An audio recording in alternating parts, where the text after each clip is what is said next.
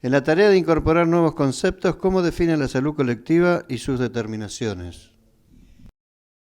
Creo que el concepto de salud colectiva, primero aclaremos cuál es su origen. El concepto de salud colectiva fue producto de una inconformidad que teníamos con el concepto de salud pública, porque salud pública, si bien es importante y abarca una parte de la tarea pública en la salud,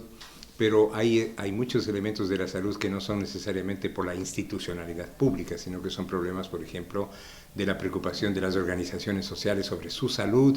etcétera, y eso no es estrictamente público. Entonces, en función de eso, en el movimiento latinoamericano surgió la idea de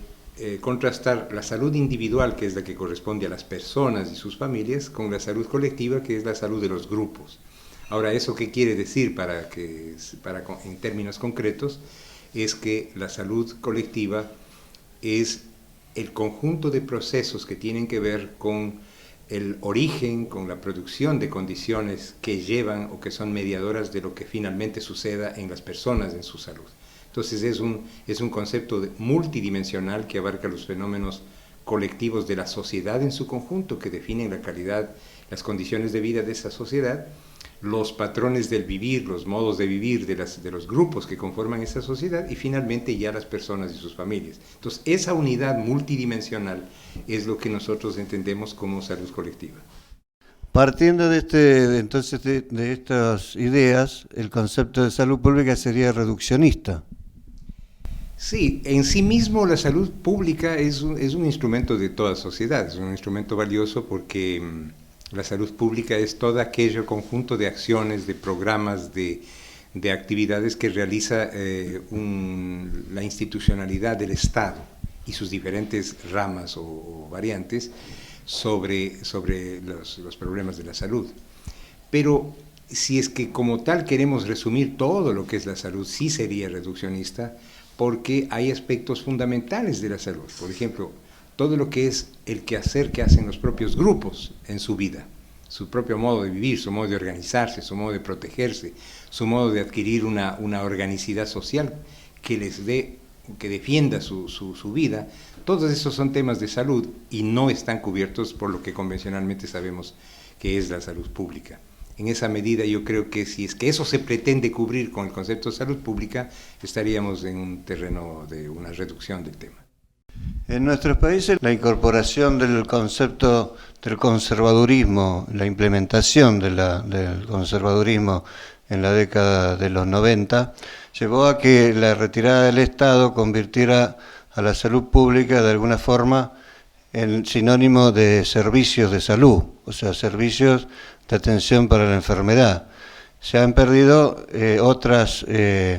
actividades importantes de la salud pública que se tratan de rescatar con las funciones esenciales. A su juicio, ¿está bien orientado lo que en estos momentos la OPS estaría incentivando como fomentar lo que se llama funciones esenciales de la salud pública?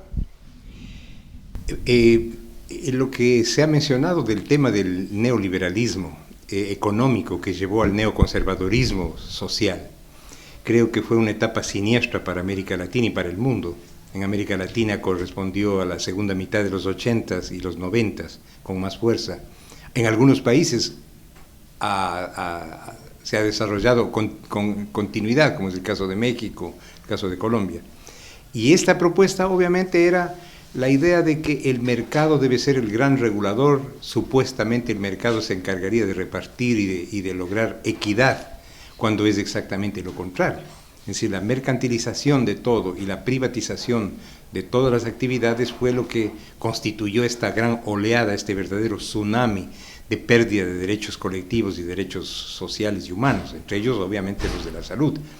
Entonces creo que ahora desde, digamos así, comienzos de este nuevo milenio, se dieron diferentes situaciones en países que han buscado una salida progresista, un cerrar esa noche, larga noche neoliberal, para reconstituir el derecho social, el derecho público. Y en esa medida yo creo que en este momento estamos viviendo un punto, quizás un punto de una disyuntiva.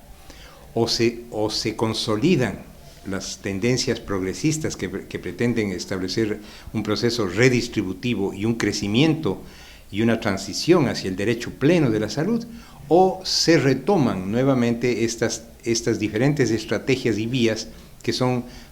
en cierto modo, una privatización velada, una privatización oculta. Ahora, ¿qué papel han jugado las agencias de cooperación internacional en ese juego? Muy complicado. Desde el mismo hecho de que este rato, si uno considera que el presupuesto de la OMS es inferior, por un lado, al de las grandes corporaciones que hacen salud en el mundo, como la Fundación Bill Gates o otras que tienen más presupuesto que la propia OMS, y si por otro lado consideramos que el financiamiento del presupuesto de la OMS depende realmente en su mayor proporción de las grandes potencias, estamos viendo que esos organismos internacionales no están expresando casi a veces ni a los gobiernos que las conforman, y que más están traduciendo al lenguaje técnico lo que son los grandes intereses empresariales. Ya hemos visto en los problemas como las grandes epidemias, supuestas a veces epidemias como la H1N1, que la OMS cumplió un rol de favorecer cierto tipo de visiones y de decisiones que hicieron, que generaron un pánico, que generó una compra desmesurada de stocks de vacunas y de antivirales, en el caso de la H1N1, que se demostraron, y que ahora están esos stocks caducando y no han servido para nada, pero son una millonada en el negocio. Entonces, esto se ha visto que estaba muy ligado a la dependencia de tomadores de decisiones de estas grandes agencias de cooperación mundial, de tomadores de decisiones que tienen vínculos con el sector privado. Entonces, yo creo que ese juego ha sido muy penoso porque no ha permitido que se consoliden las tendencias progresistas que emanan de los países, de sus sociedades, de sus gobiernos, sino que más bien haya una agencia mediatizadora internacional que detiene la posibilidad de la construcción del derecho social. Por otro lado, estas oficinas están sujetas al pesado lobbying político que tienen que hacer con diferentes fuerzas en las diferentes regiones, y esto termina siendo una correlación de fuerzas para ver a dónde se empuja, pero generalmente el perdedor es el derecho social, el derecho público. Creo que en esa medida estamos muy preocupados de ver cómo, si se debilita en los países la posibilidad de la participación colectiva, si no se institucionaliza realmente una presencia independiente del poder popular, de la capacidad del pueblo de pedir rendición de cuentas y de hacer un control social sobre la gestión en salud, mal pueden esos gobiernos a nivel internacional agruparse para consolidar una tendencia internacional que construye el derecho ya más regional. Entonces yo creo que estamos en una disyuntiva compleja, ¿no? A veces llama la atención la obediencia absoluta a las medidas de la OMS o de la OPS, como que los gobiernos aceptan estas directrices sin discusión. ¿Esto tiene que ver con algún financiamiento o directamente con una concepción de poca cultura de pensar nuestros problemas por nosotros mismos y nuestros propios conocimientos? Sí, como tú lo has dicho, yo creo que en el trasfondo de todo esto es una carencia, una debilidad de la soberanía y de la formación consolidada de cuadros pensantes, de cuadros técnicos, de cuadros de gobierno, que tengan una independencia de criterio y que puedan hacer valer el interés nacional por encima de cualquier agenda importada, ¿no es verdad? Entonces yo sí creo que hay esa carencia de soberanía y ha habido una docilidad muchas veces, unas veces por la debilidad de los equipos técnicos, otras veces por la carencia de presupuestos, que se llenan con la cooperación externa y que salvan los muebles de la gestión de algunos gobiernos. Ha habido una lamentable pérdida de personalidad en la gestión de los países y una supeditación a agendas externas que en muchas oportunidades son absolutamente artificiosas y postizas para los países, y nos imponen, cuando tenemos otras urgencias, nos terminan imponiendo aquello que en el contexto internacional se define, lamentablemente en escenarios donde pesa mucho el criterio de algunas potencias del norte, así como de las empresas que tienen que ver con el negocio de las medicinas o el negocio de los equipos de salud, de los insumos de salud, etc. Estamos en un panorama, por tanto, de la necesidad de construir una postura soberana. Hay algunos países de América del Sur que están en un trance de soberanía, que han impuesto una impronta diferente a esta tradición de dependencia, pero lamentablemente el modelo de salud todavía sigue siendo muy asistencialista y no hay una plena comprensión de lo que debe ser realmente un sistema de salud verdaderamente revolucionario, ¿no? En este contexto, ¿cuál es entonces el rol de la universidad para el abordaje de una nueva idea de una salud pública y que de alguna forma no sea tan reducido el conocimiento y el ámbito de la práctica, sino que de alguna forma se amplíe para que podamos trabajar de alguna forma en la colaboración de nuevas prácticas o de la incorporación de nuevos conocimientos o de fomentar una investigación que nos permita abordar nuestros propios problemas? Esta relación esperada, necesaria, entre el saber social, el saber popular, el saber ancestral, los saberes que toda sociedad tiene y muy importantes en los temas de salud, con la academia, con lo que las universidades tienen como potencialidad, esta complementación de saberes, esta articulación de saberes, es decir, la construcción intercultural de los saberes, es lo esperado. Ahora, ahí hay una historia de incomprensiones y de distancias que hay que irlas resolviendo. Estamos en una coyuntura histórica, lo digo, no sé si es solo por el caso de mi país, pero sí observo esa tendencia en otros países del sur, y es una tendencia en la cual hay una pesada influencia de las grandes corporaciones, o sea, del dinero empresarial sobre las universidades.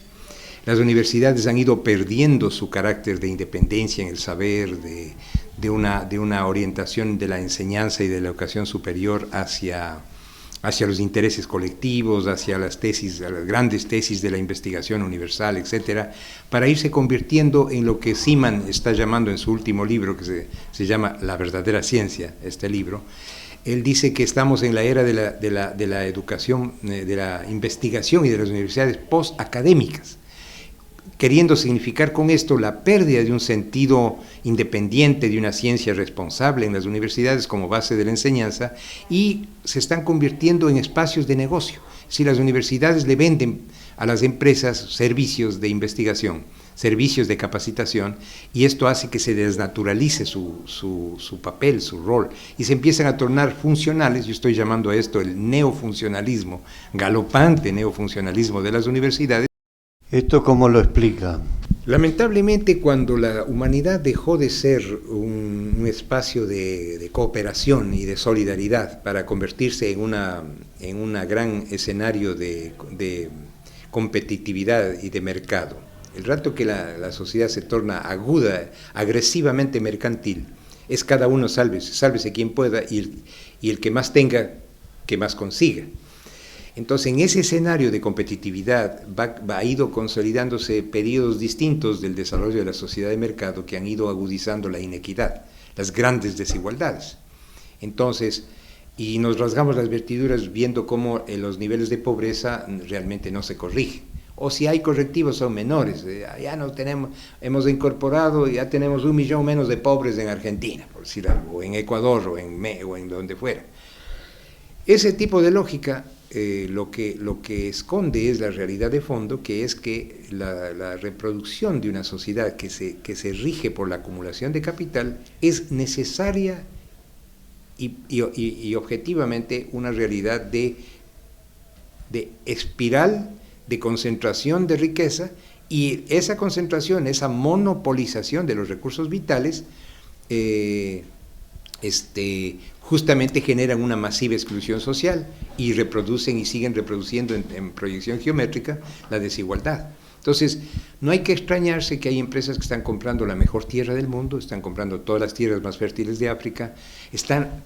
constituyendo una gran reserva de tierras para apropiarse de los terrenos agrícolas de todo el mundo, se están apropiando del agua, hay empresas que tienen el 80% de la propiedad del agua privada del mundo, se están apropiando del genoma, se están apropiando de la vida, en definitiva, están mercantilizando la vida y apropiándose de la vida. En esas circunstancias nosotros tenemos un panorama, un futuro nefasto para las posibilidades de la salud. Ese ciclo de acumulación de capital y de exclusión social es creciente. Es decir,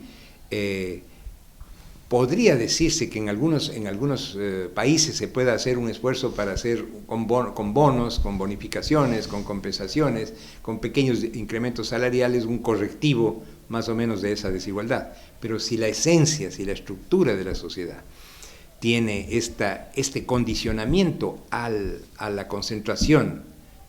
y monopolización, basta ver las estadísticas de propiedad de la tierra de nuestros países. En el caso ecuatoriano, luego incluso de una reforma agraria medianamente exitosa, ahora se ha vuelto a reconcentrar la tierra. ¿Por qué? Porque hay un control, porque hay esta creciente descapitalización de los pequeños y una concentración de riqueza, de tierras, de agua, de acceso al agua de los grandes,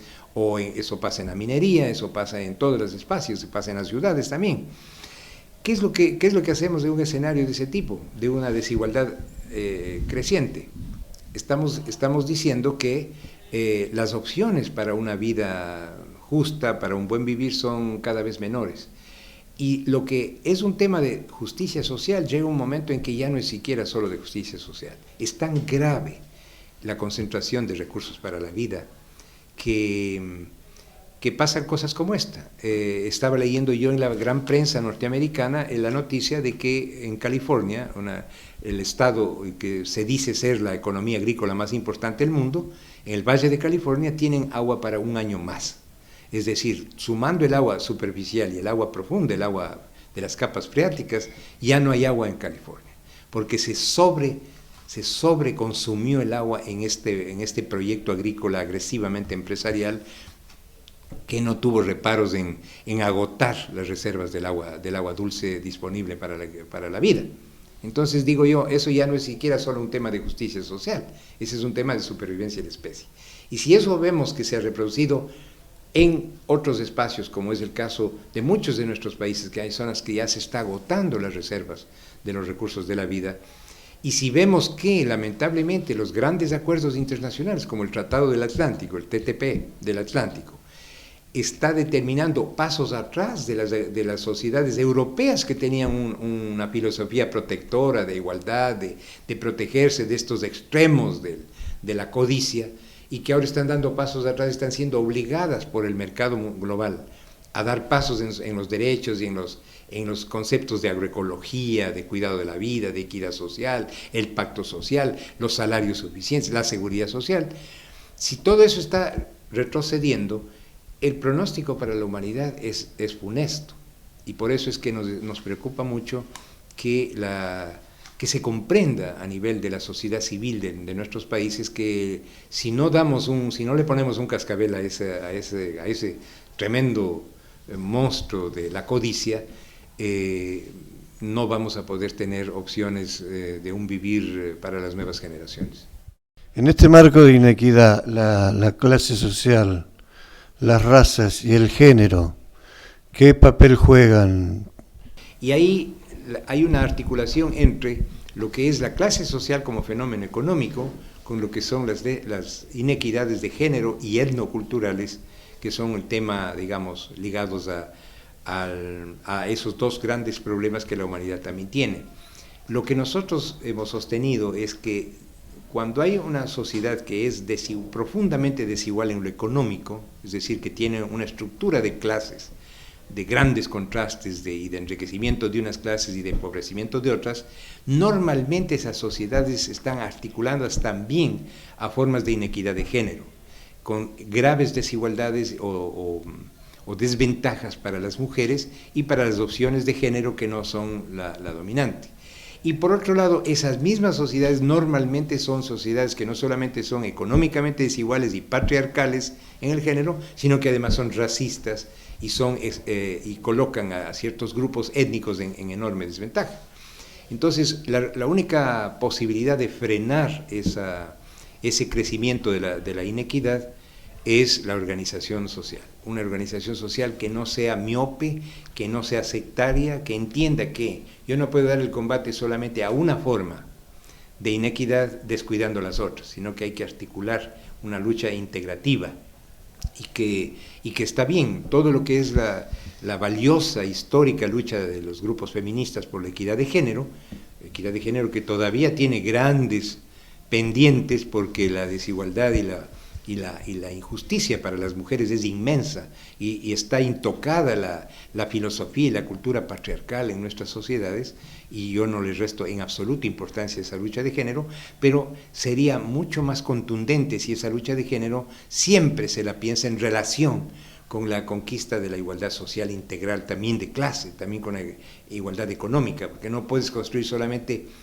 la confrontación de uno de esos frentes sin articularlo con los otros frentes. Entonces debemos buscar esa integración porque la matriz de poder es única y quienes viven de la desigualdad social se benefician de la desigualdad de género y se benefician también de la desigualdad racial. ¿Cómo se puede integrar la práctica clínica para que resulte emancipadora para quienes trabajamos en la salud, en el sector salud, cuando se puede llegar a comprender esta mirada de la epidemiología crítica que nos quiere alertar de las determinaciones sociales y de estas inequidades que usted nos está explicando? Ese es el sueño, ¿no es verdad? Y aprovecho la pregunta para insistir en algo que lo vengo diciendo muchas veces, y es que si uno hace una visión, un panorama de lo que está sucediendo en nuestros países, creo que la experiencia de la Federación de Médicos Generales de Argentina es muy valiosa porque es un escenario potencialmente importante para construir eso que estamos buscando, que es una articulación entre una clínica innovada, en una clínica integral con un sentido de contextualizar su trabajo en la sociedad con estas visiones de la salud colectiva emancipadora. Nadie duda que en toda sociedad se necesita la atención médica, y la atención médica general es la que cubre una gran proporción de la casuística más importante de nuestras sociedades. Por tanto, hay que defender y consolidar esa medicina general y también, obviamente, todas las demás formas de especialidad que existen. Pero es muy grave que esa medicina se realice sometida, por ejemplo, a la lógica mercantil o provenga de formaciones hechas en función de una visión reduccionista de la clínica, y después se pretenda que el profesional haga una tarea integrativa o integral en su quehacer ya profesional. Y creo que hay que ir corrigiendo estas disparidades entre universidades que no entienden esta integración entre la clínica y lo social. Y luego pues nosotros tenemos una situación en donde los profesionales no encuentran o no saben o no han sido capacitados para entender su tarea. Y yo he dicho muchas veces que si yo quiero tener en una determinada región, estoy hablando por las regiones donde yo trabajo en investigación, las zonas, por ejemplo, de la producción de flores o producción de banano en mi país, un clínico que trabaje en esas zonas y que quiera consolidar buenos protocolos diagnósticos y guías terapéuticas adecuadas, que no conozca lo que está pasando en el contexto regional de la producción agroindustrial, por ejemplo, está perdido porque no entiende de dónde viene esa casuística que él observa en el consultorio. Entonces, esta imbricación, esta complementación entre una visión renovada de la clínica y una visión de la salud colectiva integral es la gran necesidad para constituir eso que llamamos reforma del sistema de salud. Creo que en esa articulación está el meollo de la reforma del sistema de salud, y para eso tenemos que formar médicos que tengan una formación integral y tengan la capacidad no solo de ser pasivos tratantes en la consulta, sino elementos activos, integrados en su comunidad, y que además entiendan qué es lo que está pasando en esa dinámica. Hacer clínica en una zona minera o trabajar clínica en una zona agrícola. Yo lo vi, por ejemplo, con preocupación me llevaron en Brasil a conocer el sistema, el SUS, el Sistema Único de Salud de Brasil, que ha tenido avances notables, y me hablaban del sistema del SUS de la zona de Curitiba, de la ciudad de Curitiba. En esa región conocí todo el sistema del SUS, desde la unidad más pequeña hasta los hospitales de cuarto nivel. Y yo en un día entero de visitar el sistema de salud no vi un solo escenario donde se tratara seriamente los temas diagnósticos y de tratamiento de problemas de intoxicación por agrotóxicos. Y esa es una ciudad que está rodeada del más grande polígono de producción agrícola, uno de los más grandes del mundo, donde yo estoy absolutamente seguro, porque así lo demuestra el dossier que acaba de publicarse en Brasil sobre agrotóxicos, de que hay problemas muy serios. Entonces, esos desquicios son los que tenemos que corregir. Tenemos que planificar una atención médica y esa medicina general a la luz de los escenarios de los procesos críticos de la salud colectiva.